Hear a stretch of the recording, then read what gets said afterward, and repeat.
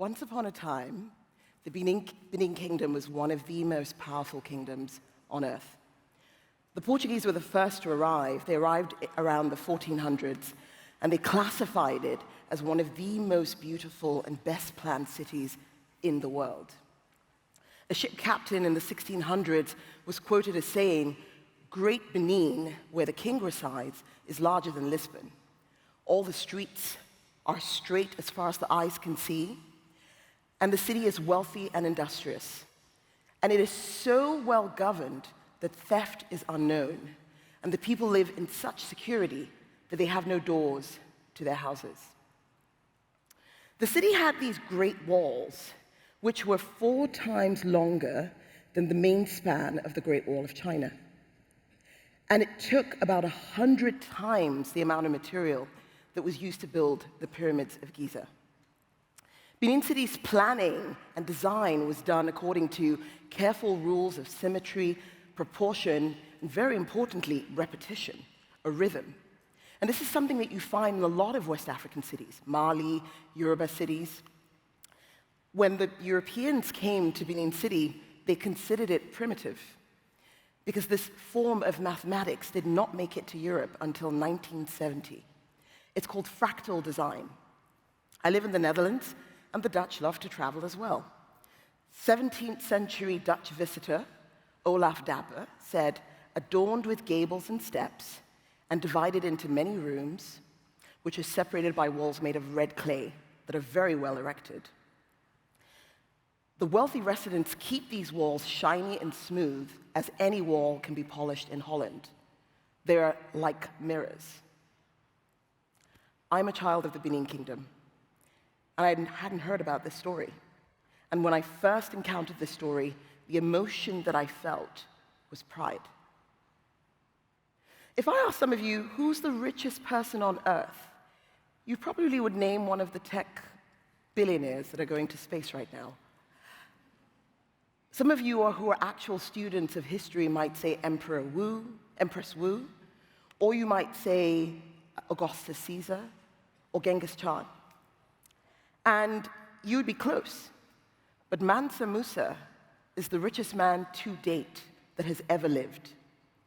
To quote, contemporary accounts of Musa's wealth are so breathless that it's impossible to get a sense of just how wealthy and powerful he truly was.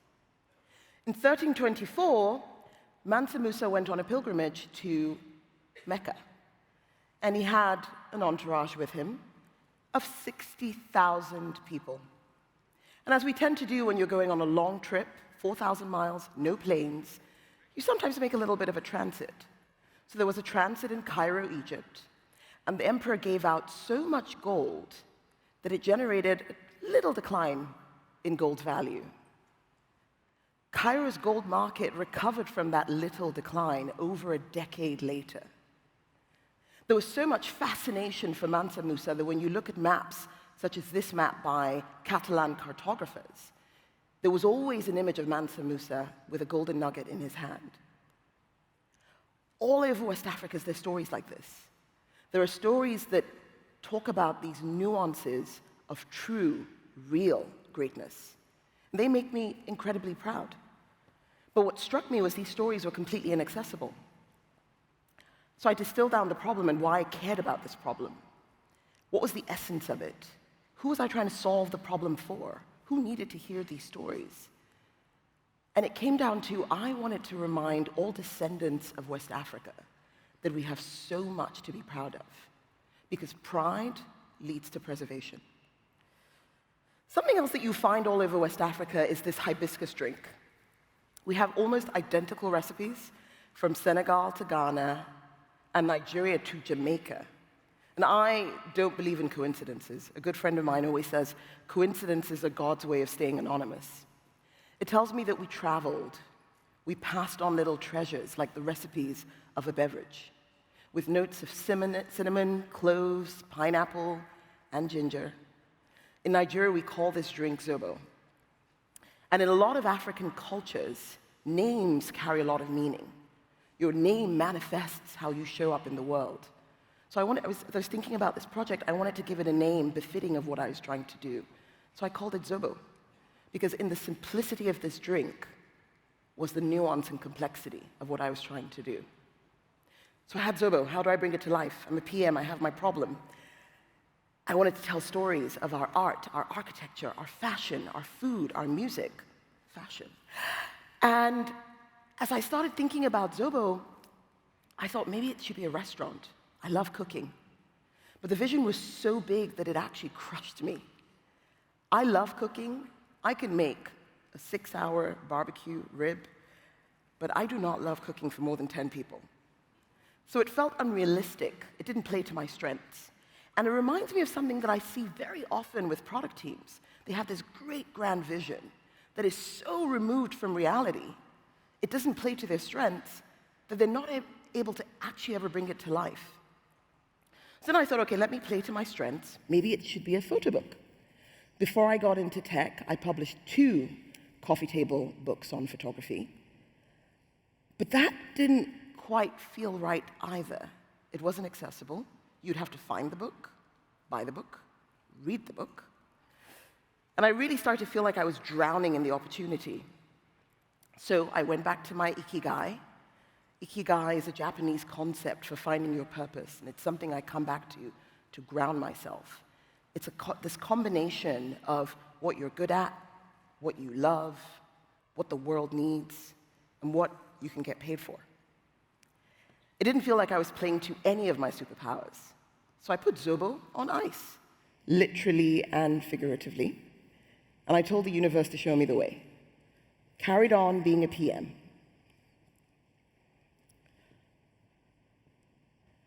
Then one day, it struck me that every time I had a bright spark in my life, a magical moment, this ethereal feeling, there was a story tied to it. A story was set at the center of it, whether it was a customer story, a forward-looking vision story, a story from my Burning Man days. So I became obsessed with the craft of storytelling and the power of storytelling. There's a quote that my amazing UX partner at YouTube sent to me, and it says, "We tell ourselves stories in order to live." And isn't life the most beautiful creative act? Isn't living in itself the creativity? A story is how we make sense of change. Species all over the world build, humans create. A story has emotion, it has meaning, and very importantly, it has structure. Who are the characters? Who's involved and what do they want? Reminds me a lot of customers. What's the conflict? What's standing in their way? What's the change? What's the transformation that comes at the end when they overcome that conflict? And the meaning, why does it all matter? This quest for storytelling and the craft of storytelling led me to Netflix, very quickly after to YouTube. And then it hit me, stories, films, accessible short films that people can watch all over the world. And that's how Zobo Studios was created. So I asked a good friend of mine, they always say, when the student is ready, the teacher will appear. And this friend of mine is an award-winning film writer, and I said, what is the first step? What's a good first step? She said, you need a pitch deck. And if there is one thing a PM knows how to do, it's making a pitch deck. So I got started, and I looked up all the different parts of what a pitch deck could look like. I looked online for examples, and they all had this tagline, a short, catchy phrase. It reminded me of the tagline we created when I was at Uber. One wallet, all Uber experiences. Whether you're in the rider app, the driver app, the Uber Eats app, one wallet. It also reminded me of the tagline we have now at YouTube Studio. My team says expression meets connection, and it encapsulates what we're trying to do, really give everyone a voice, and hopefully that voice connects with other people in the world. So I came up with a tagline. It's always so easy to make something authentic out of despair and pain. But the real creative genius is being able to make something out of hope and possibilities. And so the tagline was a celebration of West African artistry. The next thing I needed to do was a logline. A logline is a riveting statement that catches your attention, but does not offer any more information. When you go on Netflix, or you go on YouTube, or you're going to go see a film in the cinema, and you read that little line, that's the logline. It has a couple of elements.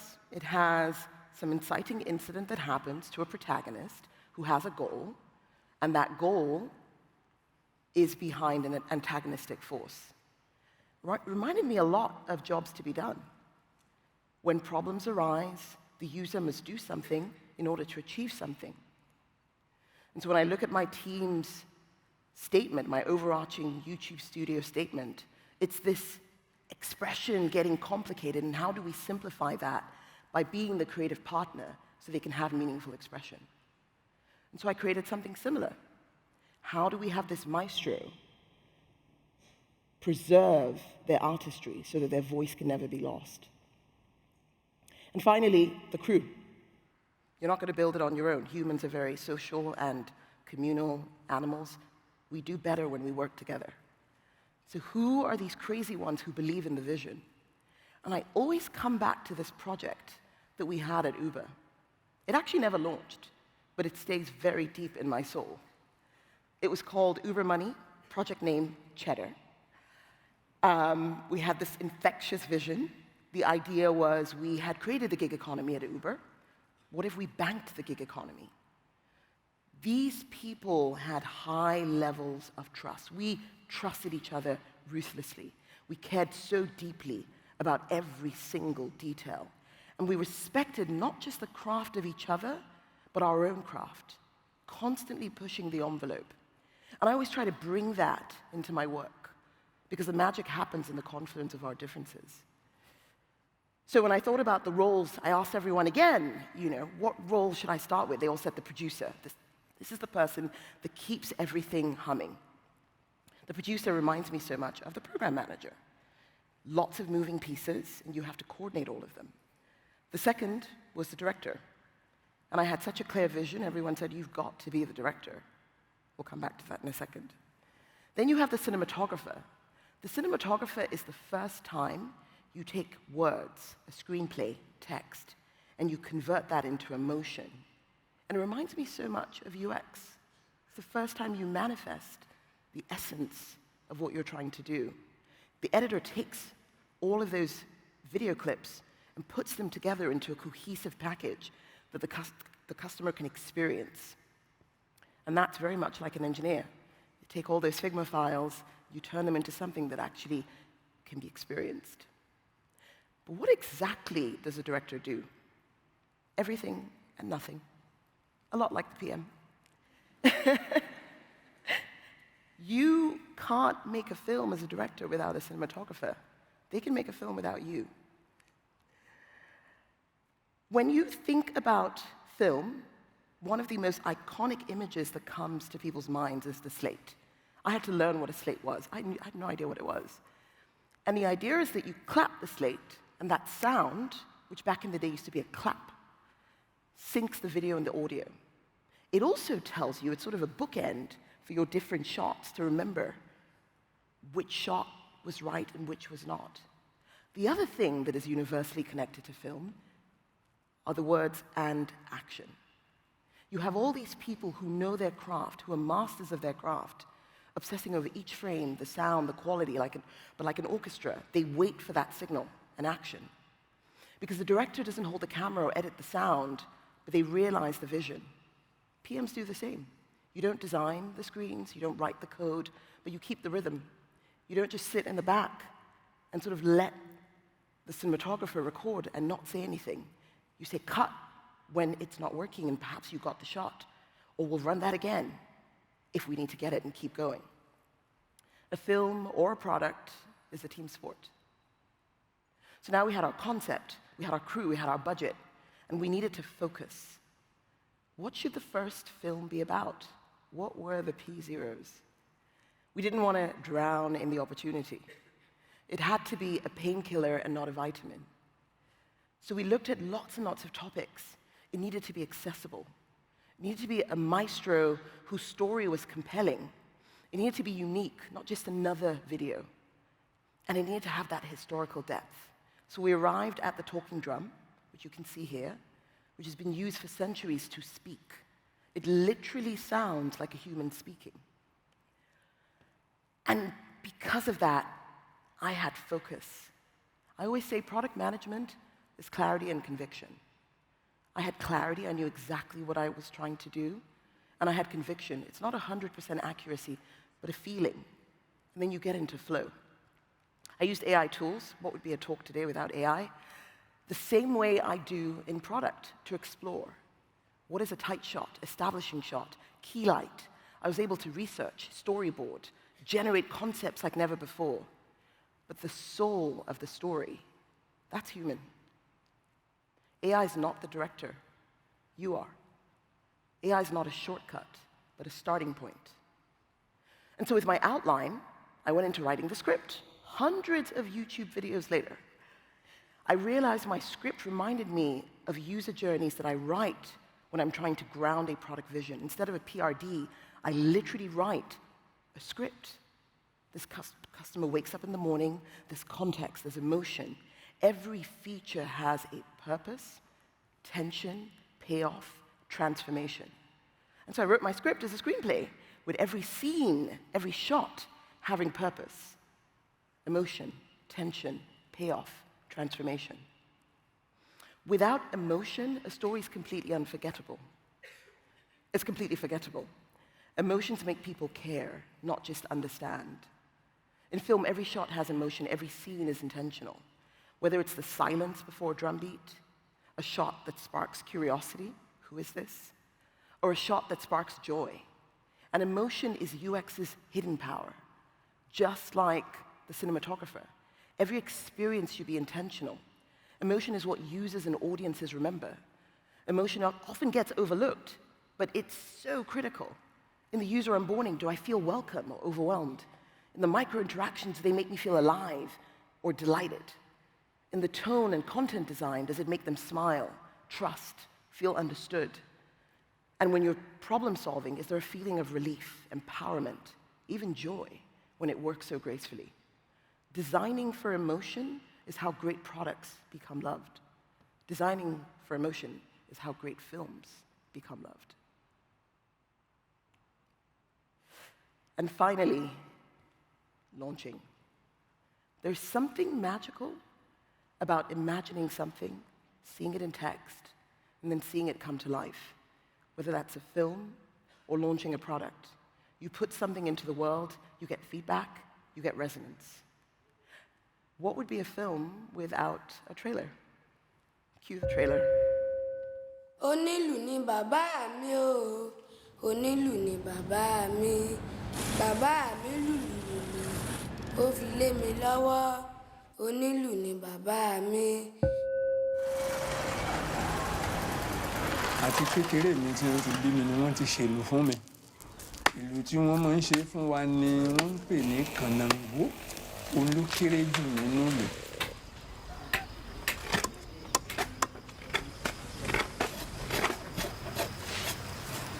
Àwọn ìlù yìí wọ́n ti wà nínú ilé wa láti bí ìran 15 sẹ́yìn ni àwa náà dé báyìí.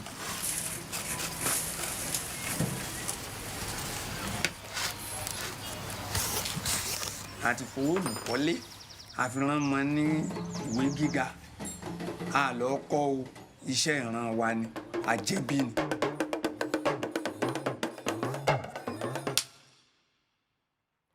Great stories. Thank you.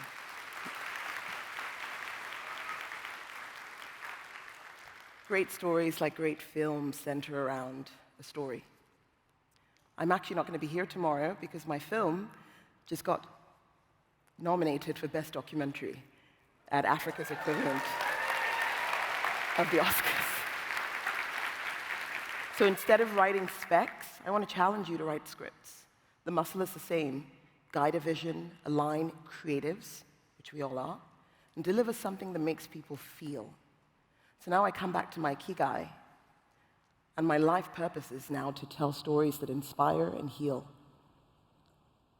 I look at what I'm good at, storytelling, I hope.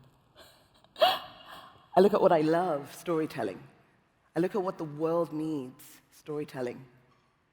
And I think about what I can get paid for, storytelling. So I want to leave you all with a single question. What story are you dying to tell? Thank you.